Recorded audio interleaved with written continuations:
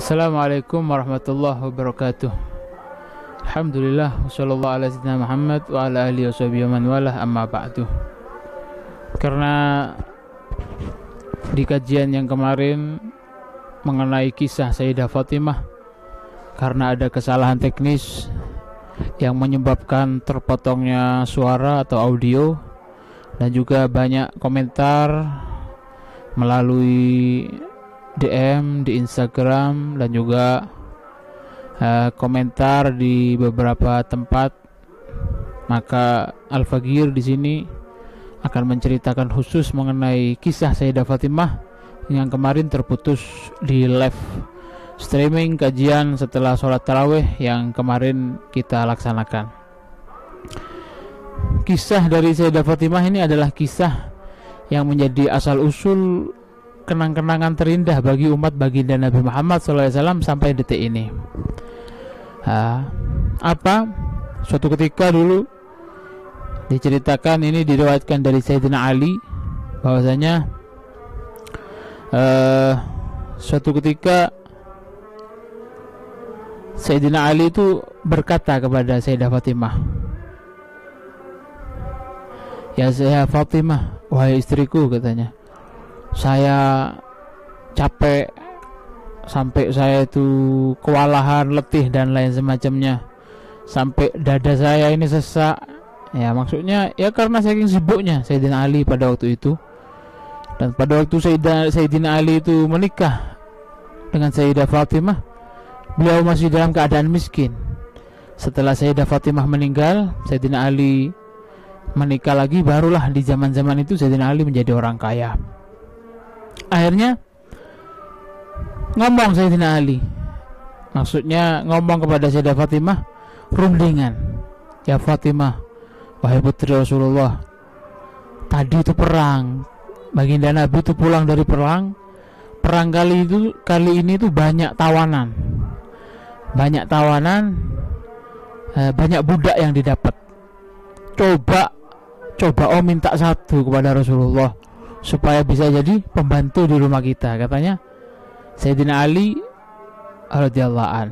Usul kepada putri Rasulullah sallallahu alaihi wasallam, usul kepada Sayyidah Fatimah, Siti Fatimah.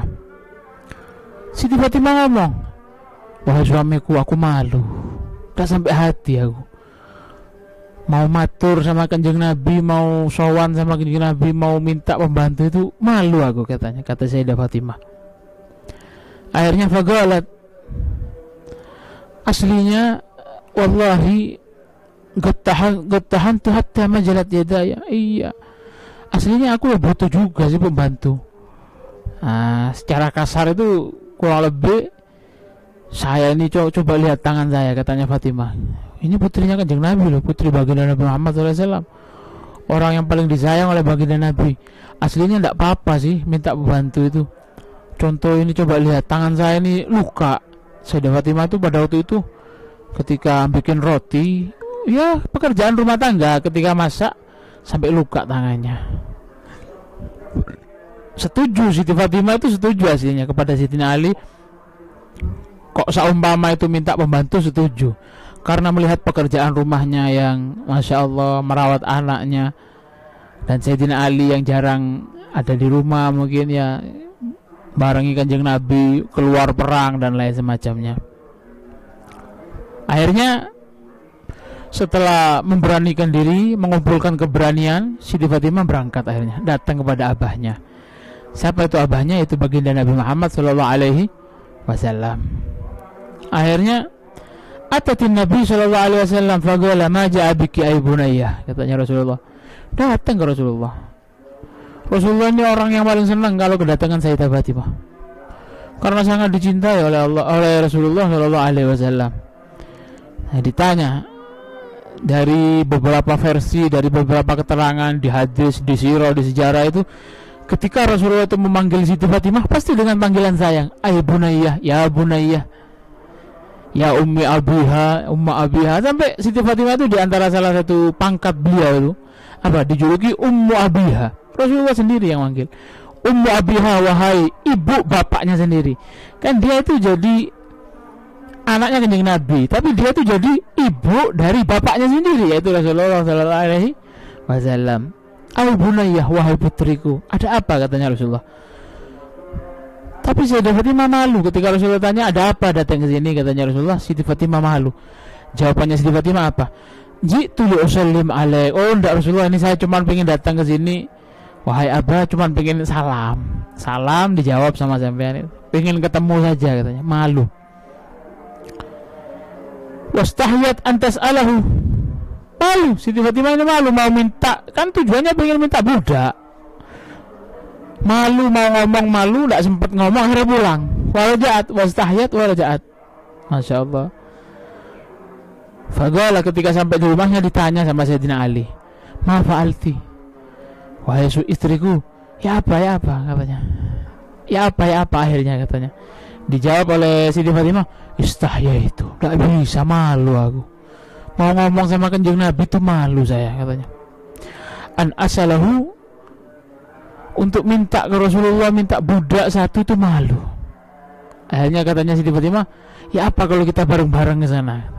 Katanya Siti Fatimah ngomong ke Sayyidina Ali, ya apa kalau kita bareng-bareng datang ke sana, datang kepada kanjeng Nabi. Faqala Ali, ayo tidak apa-apa. Akhirnya datang, Siti Fatimah datang sama Sayyidina Ali, datang menemui Rasulullah Sallallahu Alaihi Wasallam. Faqala Aliun radhiyallahu an, ya Rasulullah. Akhirnya Sayyidina Ali mengumpulkan keberanian, akhirnya berani ngomong sama Rasulullah. Ya Rasulullah, laqad sanautu hatta istakaitu sadri. Sambatan Sayyidina Ali, bukan sambatan, ngeluh lah. Ya Rasulullah, saya ini begini ya Rasulullah, sampai saya tuh ya apa ya Rasulullah. Oh, ngomong. Wa qalat Fatimah radhiyallahu. Terus ketika Sayyidina Ali selesai ngomong, ditimpali sama Sayyidah Fatimah. Jadi ngomong-ngomongan itu. Sayyidah Fatimah ngomong, "Qattahantu hatta majalat yadaya." Ya Rasulullah, saya ini bikin roti, tangan saya sampai luka semua ini, sampai gini. Wa qad ja'akallah bisabrin wa sa'atin fa akhdimna, katanya Sayyidah Fatimah. Anu kan Rasulullah, sampean kan sudah banyak dapat tawanan itu ya Rasulullah. Coba beri satu pada saya Rasulullah, kasih saya satu, fa'akhdimna, sehingga bisa saya jadikan khodam ya Rasulullah, katanya. Faqala Rasulullah, ya Mbak ini. Padahal Sayyidina itu sahabat itu kan dapat jatah semua, siapa yang butuh dikasih biasanya sama Rasulullah ketika ada tawanan-tawanan atau harta rampasan perang itu. Rasulullah masa tidak tahu sih Sayyidina Ali sama Siti Fatimah itu butuh hadam, masa tidak tahu sih? Tahu. Tapi tidak dikasih. Kenapa? Ini dijawab oleh Rasulullah. Faqala Rasulullah SAW, ketika Sayyidina Ali Siti Fatimah sudah matur ngomong seperti itu, dijawab apa? Wallahi, demi Allah, la u'tikuma wa ada'u ahla suffati tatwa butunuhum la ajidu ma unfiqu alaihim. Aku tidak akan ngasih kalian. Masa aku mau meninggalkan ahlu suffah? Ahlu suffah itu apa? Murid-muridnya kanjeng Nabi yang tinggal di masjid. Wes, enggak, saya daripada ngasih, kasarnya itu saya kalau daripada ngasih sama ente berdua, lebih baik saya merhatikan ahlu suffah itu.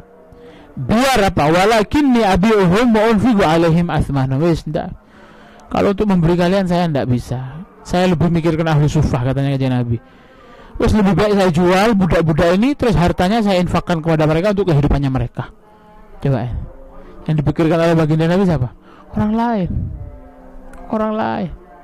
Keluarganya butuh, enggak. Maaf ya, saya enggak bisa ngasih kamu. Ini mau saya jual. Kebutuhan duitnya apa? Untuk mencukupi ahlu suffah yang 80 orang yang setiap hari tidur di Masjid Nabawi. Makannya dari baginda Nabi dikasih. Padahal Nabi itu sering kelaparan. Ini. Tapi ini tidak pernah dilupakan oleh Rasulullah makannya. Loh, ini dijual oleh Rasulullah, hartanya dikasih mereka semua, sedikit pun Rasulullah tidak ngambil untuk kebutuhannya. Masya Allah.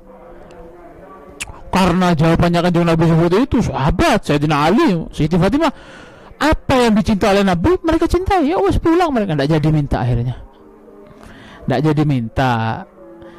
Akhirnya ketika mereka itu pulang, didatangi oleh Rasulullah ke rumahnya. Siti Fatimah dan Sayyidina Ali itu didatangi oleh Rasulullah ke rumahnya. Terus Rasulullah ngomong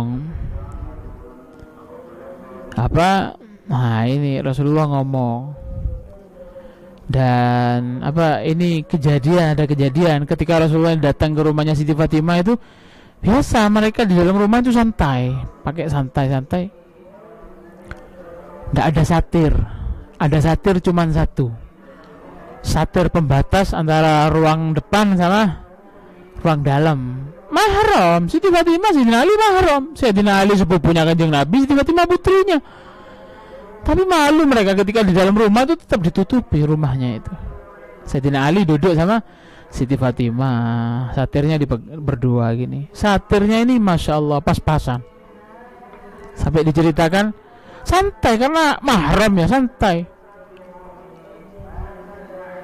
Siti Fatimah itu dalam riwayat ini disebutkan, satir yang untuk nutupi mereka berdua itu, saking gak punyanya Siti Fatimah sama Sayyidina Ali itu, ketika satir tuh berusaha mereka tarik ke atas supaya bisa nutupi kepalanya biar gak kelihatan gitu, maka si kakinya kelihatan. Lek ditarik mendukur sikile ketok, lek ditarik menisor kayak nutupi sikil, akhirnya ketokan rambutnya. Wow. Malu. Kenapa? Walaupun mereka halal mahram dilihat Kanjeng Nabi, malu tapi akhlak soalnya di hadapan baginda Nabi Muhammad SAW. Nah, coba sampai seperti itu. Satir yang buat nutupi ke atas maka kakinya kelihatan. Udah pantes kelihatan di depan Kanjeng Nabi. Kalau buat nutupi ke bawah rambutnya gitu, dukurannya gitu.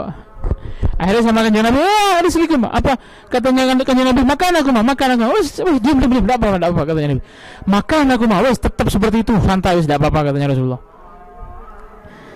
Terus Nabi ngomong, ala uhbirukuma bi khairin mimma sa'altumani. Mau enggak katanya Rasulullah, aku kabarkan kepada kalian sesuatu yang lebih baik, yang lebih bagus untuk tak berikan, untuk tak kasih kepada kalian. Timbang aku memberi kalian budak atau hadam, sesuatu ini lebih bagus nilainya ditimbang budak atau hadam yang ente minta tadi. Mau enggak aku kasih tahu katanya Rasulullah. Karena Rasulullah yang nawari. Kalau sudah Rasulullah ngomong dan ini lebih bagus daripada permintaan kalian berdua itu budak dan bala. Oh ya Rasulullah, ya siap katanya. Apa katanya Rasulullah? Aku ajarkan kalimat katanya Rasulullah. Allamanihinna Jibril, yang mana aku kalimat ini diajari oleh Jibril. Apa? Alaihissalam. Faqala, apa katanya kalimatnya? Tusabbihani fi duburi kulli salatin asyra. Bacalah setiap selesai sholat tasbih 10 kali. Dalam riwayat yang lain 33 kali. Wiritan biasa itu. Wa tahmadani asyra, baca tahmid alhamdulillah 10 kali atau 33 kali. Wa tukabbirani asyra, bacalah takbir 10 kali setiap selesai sholat. Ini nilainya lebih bagus daripada budak yang kalian minta. Wa idza awaituma ila firashikuma fasabbiha 33. Terus kalau kalian mau tidur, katakan dengan Nabi, baca lagi tasbih itu 33 kali. Tahmidnya 33 kali, takbirnya 34 kali. Jadi pas 100 ya. 34, 33, 66 tambah 34 100. Dalam riwayat enggak, selesai sholat 33 semua, sebelum tidur 33. Ada yang seperti itu.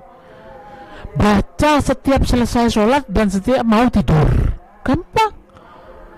Lalu ini ada ulama yang menerangkan rentetannya, kan mereka tuh datang minta pembantu kepada Kanjeng Nabi kan ya.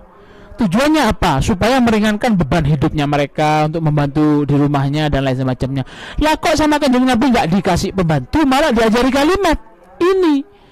Ini ulama ada yang ngomong kalimat ini, siapa yang istiqomah membacanya setiap selesai sholat atau ketika mau tidur, di antara faedah atau barokahnya apa? Allah akan meringankan beban hidupnya, akan Allah gampangkan kehidupannya. Kan tadi mereka datang minta pembantu, tujuannya supaya hidupnya ringan dengan adanya pembantu. Lo sama Kanjeng Nabi nggak dikasih pembantu tapi dikasih doa. Lo iki doa podo ambek pembantu. Lek kon wodo kehidupanmu Allah sing bakal gampangno. Allah yang akan menggampangkan kehidupan kalian, Allah yang akan memudahkan kehidupan kalian. Mosok Kanjeng Nabi itu ngajarkan sesuatu yang nggak ada manfaatnya. Rentetannya masa tidak sesuai. Jadi gitu. Dan dunia akhirat. Ini wah. Jadi di antara salah satu keterangan ada yang menyebutkan, ada salah satu guru yang menerangkan, siapa yang istiqomah membaca wiridin ini, hidupnya akan digampangkan oleh Allah Subhanahu, karena kejadiannya seperti tadi, prosesnya itu. Subhanallah. Baca 33 kali setiap selesai sholat, dan dan baca setiap mau tidur. Tasbih, subhanallah, alhamdulillah, Allahu akbar. Insyaallah. Fawallahi, katanya Sayyidina Ali, semenjak aku diajari oleh Rasulullah, doa itu tidak pernah aku tinggalkan sampai detik ini, katanya Sayyidina Ali. Itu doa yang sangat agung. Ini termasuk salah satu kenang-kenangan. Sebabnya apa? Sayyidah Fatimah yang menjadi salah satu sebab wiridin itu dibaca sampai detik ini oleh umat muslimin, muslimat, mukminin, mukminat di seluruh dunia. Semoga kita bisa mengerjakan dan mendapatkan keberkahannya. Amin Allahumma amin. Wallahu a'lam bishawab. Assalamualaikum warahmatullahi wabarakatuh.